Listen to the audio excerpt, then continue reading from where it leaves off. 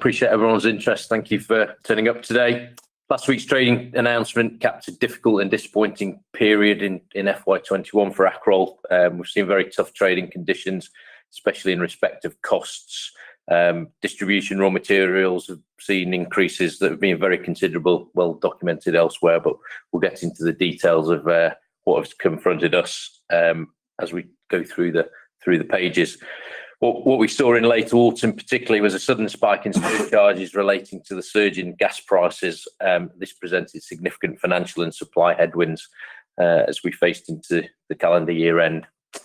Profit shortfall in current year is amplified by the lag between the unexpected and sudden increase in costs and the negotiation imposition of price increases on our customers. But I guess here's the rub, and to draw a positive from this disappointing picture, the backdrop is one of quiet and significant confidence. Our price increases are sticking. Our volume increases demonstrate significant customer confidence in us. And customer wins mean the business is overall developing significant growth momentum. We've also seen enormous progress in terms of our operational efficiency, some investment of significance in IT, automation, COVID security is also significant payback. So we acknowledge the problems that we're faced into, the difficulties they've presented and the disappointment that's come through. But at the same time, there is a developing confidence about where we sit and how quickly we can return to normal levels of profitability. I'll hand over to Gareth. Thanks, Dan. Just to give you a little bit of colour on some of the words that Dan started with, just to give you an understanding of price increases that have occurred in the last number of months. I've been working in the industry for over 20 years, and I've only ever seen these sort of levels of increases once before, probably about 15 years ago. And it was the speed of these increases that was unprecedented. So we've seen around £50 million worth of increases in a very short period of time, of which we've already recovered just over 40. And we'll give you more of a flavour of that in due course. But actually, since the half year end in October, we've seen continued market conditions improving month on month since our H1 numbers. And that is a result of people returning back to the discounters, the Aldi's and Lidl's. The footfall in all of these stores is now back to pre-pandemic levels. Despite the challenges that we've had during the pandemic, our service levels have remained very resilient. We've been delivering to our customers in the high 90% point on OTIF. 98% has been the consistent number throughout this period. Clearly, that's come at some cost with the logistics challenges in the UK, but the service levels to our retailers has been excellent throughout. And we've also integrated two businesses, LTC and John Dale, have gone incredibly well. We're very proud of both of those businesses, and we'll give you more of a flavour on John Dale in due course. And we've also opened up new product categories and new sales channels. And again, we'll give you more of a flavour about that in a moment. On the market share data, the UK saw a 1% decline in tissue usage over the last 12 months. And that really was driven, when you look in the detail, was driven around facial tissue. And because of our mask wearing throughout the UK, actually what that's done is actually reduced down the amount of colds the UK has had compared to previous years. And that's driven tissue volume decline as generally. But what we have seen in the last number of months is the private label market share continued to decline. It's now back to 50-50 with brands. What was clear during the pandemic and when people were working from home is the level of online shopping was significant, and Tesco's and Sainsbury's were the big winners there. That's certainly now started to decline, and you'll see our Q1 volumes compared to Q2. We've seen a 17% increase in our volumes as the footfall has returned back to the discounters. I'll pass over to Richard now, who will give you a flavour of the financial numbers. Okay, good afternoon, everybody. So the financial headlines here, it's worth just pointing out that half year 22 includes the acquisitions of Leicester Tissue Company, which we acquired in November 20, and John Dale, which we acquired in April 21. So neither of those businesses are in the comparative period of half year 21. So at the headline level, revenues were up 18%. As you will have seen on the previous slide, Underlying pre-acquisition revenues were marginally down, which reflected the weaker Q1 performance, when we're still impacted significantly by the pandemic and footfall on the high street, then a very strong recovery in Q2 as that footfall returned. Margins, half year on half year, was marginally ahead, albeit our margins are lower than our exit rate out of full year 21. And that really reflects some of the cost increases that we started to see through the first half of the year. And I'll talk a little bit about how we're going about recovering those. Adjusted EBITDA, £5 million, falling down to adjusted profit before tax, which obviously includes the larger depreciation cost of the bigger asset base post-acquisition. Net debt, £21 million, so operating very comfortably within our facilities and within our covenants, and that was after paying a dividend in September. Just a little bit more of a breakdown on this slide around the profit bridge, the EBITDA profit. It's really just trying to disaggregate the impact of the acquisition from the underlying business. What you can see by far the biggest bar in the middle there is the impact of costs in half one. Two real impacts there. One was the increasing cost of tissue coming through, which is about half of that increase in costs. And secondly, what we saw was significant rises in distribution costs, largely driven by haulage availability, which was a nationwide impact, and we weren't immune from that. What we started to do in half one was we implemented our first price increase of the year. So you can see pricing benefits starting to come through. We pushed that through in September time. That was a high single-digit price increase that we pushed through all of our customers. From a cash flow perspective, there's a little bit of a breakdown of our operating cash flow on the right-hand side.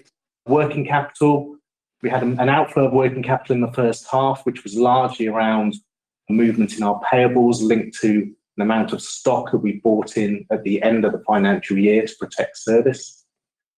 Below these operating cash flows, so CapEx in the period, the half year was £3.5 million. Most of that was spent on automation, the last pieces of automation in our Blackburn facility. And we'll talk a bit about the future plans for CapEx in a few slides' time. And as I said, we also paid a dividend in the period. Perhaps most importantly on this slide, just trying to give you a sense of the scale of the headwinds that we've been facing into. Just to give a bit of context, this is the cumulative or the annualized impact of all the cost increases that we've been seeing since the end of our last financial year. So total annualized costs, at least 45 million to 50 million of cost impacts. By far the largest element of that is tissue prices, which have been up almost 40%. In addition to that, wherever you look, I've already talked about haulage costs being higher, energy costs have been higher, shipping containers, all of our tissue gets shipped in either from the Middle East or out of Europe. So shipping costs have been considerably higher. And the other raw materials, including cardboard, chemicals in film, all of these have suffered significant price increases or cost increases to us. So our response to that has been significant pricing actions.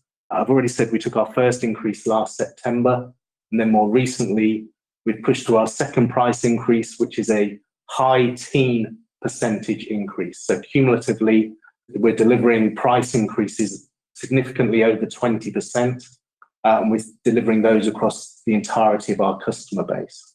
On top of that, we're looking internally, continually looking at ways that we can become more efficient through automation, through managing our product mix, and through day-to-day efficiency programs in our manufacturing sites. Just pass you back to Gareth now, just to talk a little bit about the commercial side of the business. So despite all of these external challenges, we've been working incredibly hard across our customer base. We've developed the relationships significantly across a large number of retailers, with particular further growth with Aldi and with Morrisons. We also learned a great deal with LTC and their focus on tertiary brands, and we've simplified our range. And the Magnum Mighty kitchen towel product we've focused upon, and that is now being rolled out into a large number of Morrison stores, into Poundland, into Wilko's, into Iceland. over 33,000 independent stores. And for a very low start, we're already above £20 million worth of sales in this particular product. We've secured a strong position with Sainsbury's on facial tissue products. First time the business has supplied Sainsbury's in any great note. We've also opened up the spa business, and we've also moving all of our product from a 50mm core to a 33mm core in toilet roll. And that is a significant development both for our CO2 impact with a significant reduction in lorries on the road, but also obviously reducing down the usage of that particular material. We see branded products and tertiary brands as something very important to us. We'll continue to develop that. We've now got a coherent offering on Amazon, and we're seeing the growth on the Amazon platform quite significantly. And our Oceans product, which is a B2C innovation, which is plastic free, has been growing over 140% over the last 6 months, which we're very pleased with. And we've also launched Oceans into Morrison's, and we're very excited about where we think we can take that particular product. If we then move on to John Dale, we've achieved the Fine to Flush accreditation, which is approved by the water industry for a wet wipe that is truly flushable. We've recently won and secured the Ocado by all the biodegradable wet wipe products. We're in discussion with all of our retailers. It's not a quick process, but we are very excited, and the reaction from all the retailers about our new range of truly flushable wet wipes has been remarkable from all of them. Since the ownership of John Dale, we've seen the business in wet wipe sales grow by 33% the first 6 months, which we're really pleased with. But we certainly can see in the medium to long term that accelerating significantly. So we're really pleased about where we've got John Dale business. And also another point as well, we've transformed and strengthened our customer-facing sales teams quite significantly. And the benefits of that are flowing through, one in the price recovery that we've achieved across all the retailers, but also with the increased growth that we're now seeing flowing through. Operationally, something that we are very proud of is around our safety record. This is a business that 4 years ago had a relatively poor safety record. All of our sites now have gone over 1 year with no lost time accidents in the organisation, which is great to see. And that's a testament to the people we've got in our organisation. We're also further cost reductions going on in the organisation. We're going to complete the final automation in Leyland, which will be completed by the end of March of this year. There's one final machine to go into Leyland as well, which again will be completed by June of this year. And after that, the level of capital that's required in the business ongoing in our tissue business will be around about £3 million per year. So a relatively modest amount of money. And what we have now got is an organisation that is incredibly well invested. In many of our sites that we have machines that are less than 3 years old, and we're incredibly well positioned as an organisation to see the growth that we're seeing coming through the UK tissue market. I'll touch just briefly on the ESG. We launched our first report a number of months ago. We will report fully on this at the end of this financial year, the beginning of full year 22. But just a couple of highlights. We've launched company-wide energy teams in all our sites. We've continued to see a marked increase in females in leadership roles in our organisation. We're already doing well as a business in manufacturing. We had just under 16% of our roles were filled by females. We're now up to 18%. And the other area that we are particularly pleased about, we do a lot of work in the local communities our factories reside in, and we're now touching and helping over 2,000 people in the environments that our sites are located.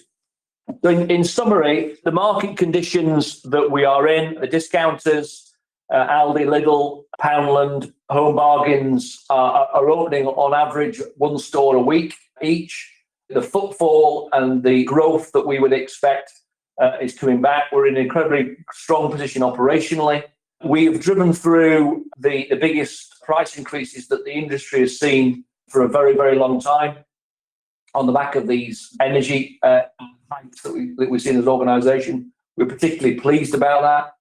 We've got further price increases planned ahead of cost inflation coming through to us, and the underlying fundamentals of the business remain incredibly positive. So we're very pleased with it.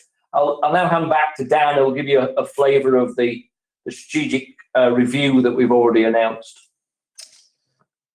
I think to start with the strategic review, I think to underline what it's not, before I tell you what it is, it's fundamentally not a lack of management determination to fix the business and return it to its normal profitability levels. There's no kind of surrender or lack of ambition in that front. As Richard touched upon, it's no kind of signal of financial weakness either.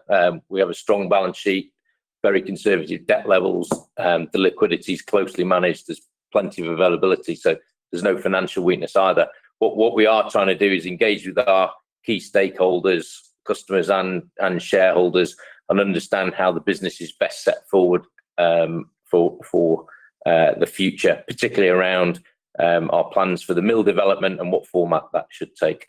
So we hope to return to the market in a number of months with more clarity on what that strategic review has output, and we'll keep the market updated as we proceed.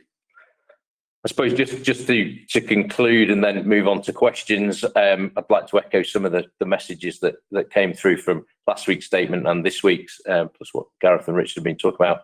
Cost and margin management remain very hard work. We are subject to some external volatilities, but the market backdrop, we're firmly convinced, is improving. Private label is beginning to win again, and we are primed as the segment leader in private label. We believe cost pressures have found a top. We've repriced our whole book at this level. We feel very competitive relative to our peers, witness that investment programme we talked about, and we hope to build on that position of cost leadership in the coming months and years.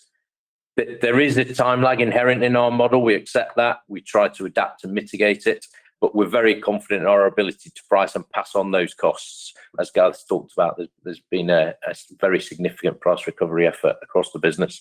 It also speaks to our strengthening market position. Again, I'd point you to the product and channel initiatives that Gareth talked about as to how we're moving forward in a very positive footing. So overall, we're very disappointed as a management team to have missed, but it's only stiffened our resolve as we faced into the opportunities created by the market disruption that we've seen. And we've got a question here, which is, what would be the best outcome for you from the strategic review? I think we move into it with a very open mind. I think as a management team, we're confident in the business as an independent entity. So we're keen to drive forward with our plans on investment and growth. We believe the business is in a strong fundamental market position and can return to the levels of profitability at the gross and EBITDA margin that we were previously seeing, with the growth that we've seen coming through, particularly the discounted channel and some of the tertiary brand initiatives we've got going. So independence remains an attractive opportunity for the management team, but nor do we rule out any other option that also maximises shareholder value. We're all significant shareholders in the business as well as managers, and we have a primary eye to maximising value. Tremendous. Thank you very much. And the writer says, I know there's a very logical and public reason for the latest set of price rises, but that doesn't mean your customers, especially the major supermarkets, will accept 100% of another rise so quickly. So what's the plan if anyone refuses to accept it all?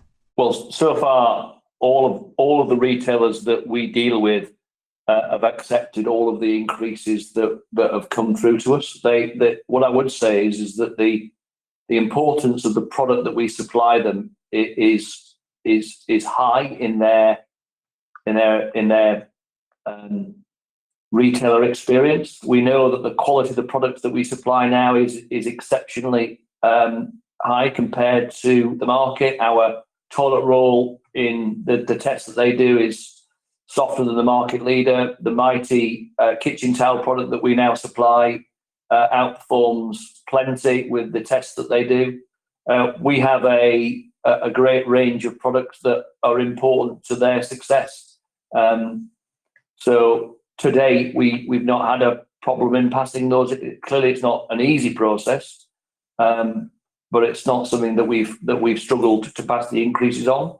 What is difficult is when the increases happen to you at a particularly short period of time, and that's what's been disappointing, is that speed of the increases that have impacted us, and we've not been able to pass them on as quickly as we would like. But the retailers have remained incredibly supportive and understand the very unique nature of significant energy costs in a very short period of time.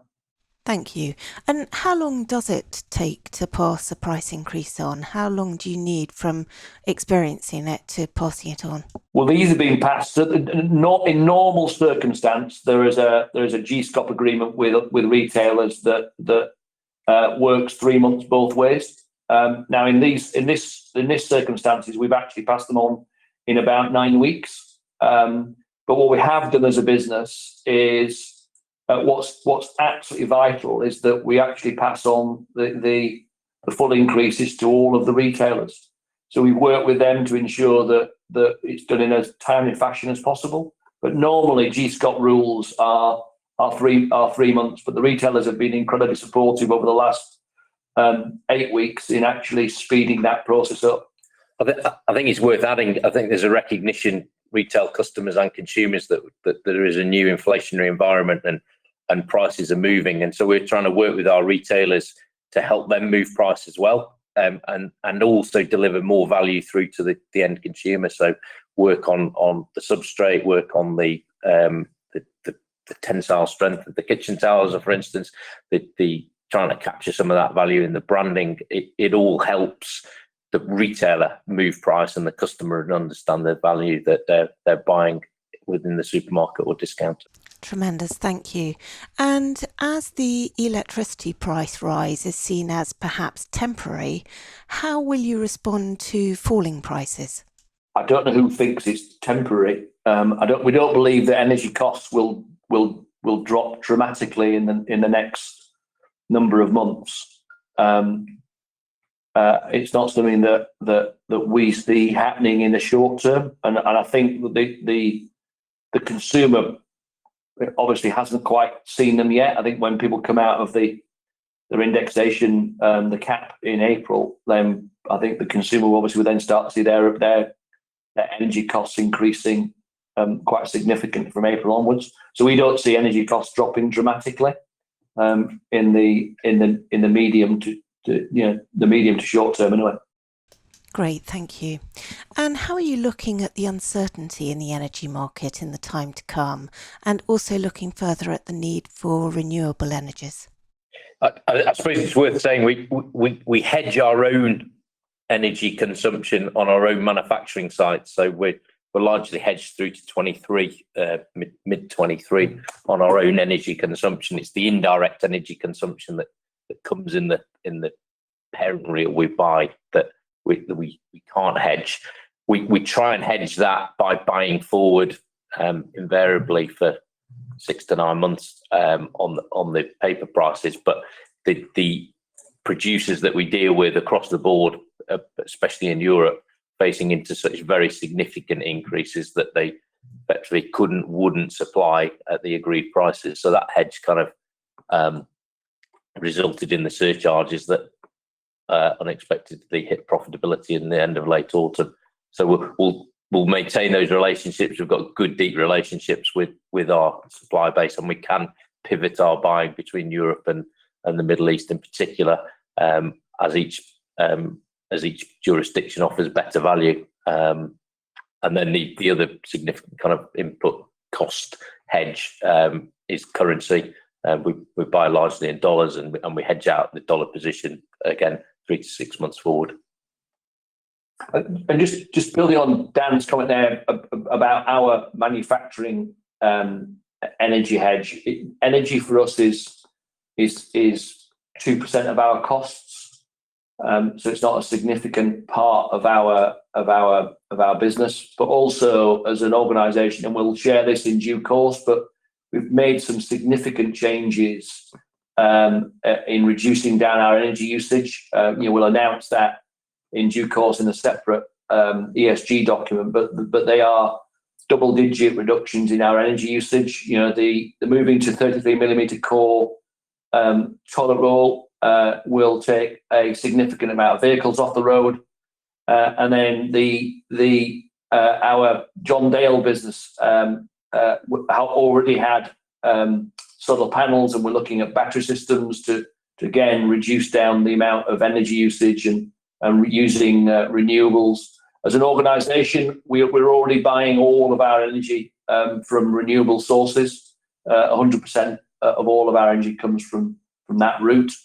There's quite a lot of things that we're doing as a business that are a real start on improving our carbon footprint and our energy usage as an organisation. Tremendous, thank you. And what's your approach to removing plastic from wipes? Well, we already have the flushable fine to flush product has no plastic in at all. It's a tissue based product. So we're capable of running that in its entirety in all of our machinery in John Dale. We would welcome the removal of plastic from all wipes. We're in a very strong position to take advantage of that.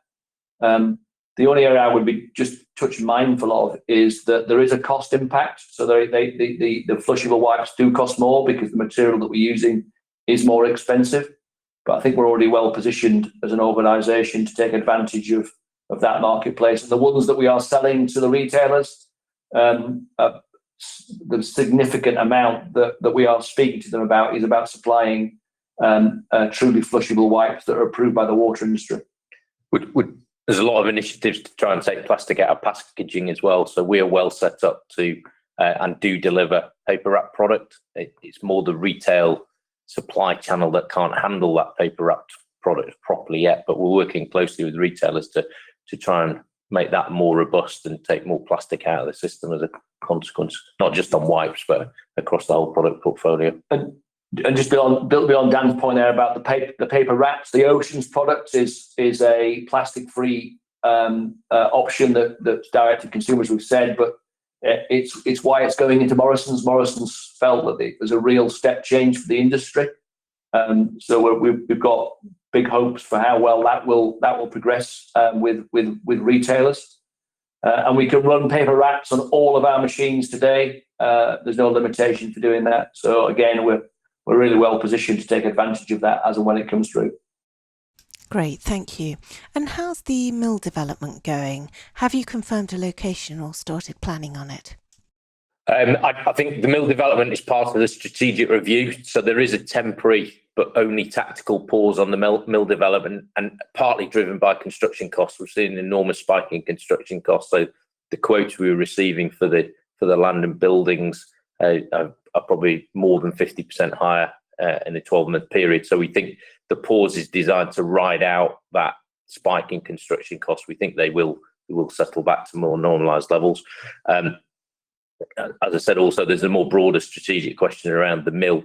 How best do we go forward with the mill? Do we carry on with our own mill development, or do we try and buy a mill asset or business? I think that's what we want to rub our analysis over. But the mill planning has progressed significantly. The machine is fully spec'd. The financing is in principle agreed for the machine. We have 2 sites under active consideration, both of which we think will be highly suitable for the development. So we're kind of ready to go when those more broader questions are addressed. Thank you. And have you changed any investment plans because of the latest cost increases? Well, I suppose Dan just mentioned the mill on a pause because of building costs. We are likely to invest in another converting machine into the Leyland facility in the course of FY23. There's no real change to that plan. We're still confident in the volume growth we're looking at, the customer relationships we have, the growth inherent in their own businesses as they carry on their store rollout program. So there's no interruption to that investment. There's a small hundreds of thousands investment in automation, which will pay back very rapidly, and the savings and efficiencies it delivers that will carry on with that as well. So there's been no change other than a postponement of the mill. Tremendous. Thank you very much indeed.